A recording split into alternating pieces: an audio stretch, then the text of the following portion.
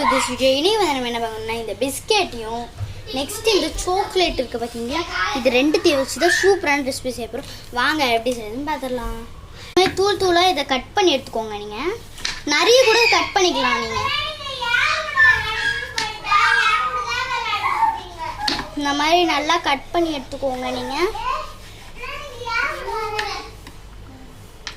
நிறைய கட் பண்ணி எடுத்துக்கோங்க. நெக்ஸ்ட்டு வேறு இருந்துச்சுன்னு நான் சொல்கிறேன். எடுத்துக்கோங்க. இதில் கொஞ்சம் தடவி இந்த மாதிரி தடவி இதை வந்து க்ளோஸ் பண்ணிக்கோங்க. நெக்ஸ்ட்டு கொஞ்சம் இந்த மாதிரி அந்த சாக்லேட் கட் பண்ணிருந்தல கொஞ்சம் மேலே தடவிடுங்க. இப்போ டேஸ்ட் பார்க்கலாம் வாங்க.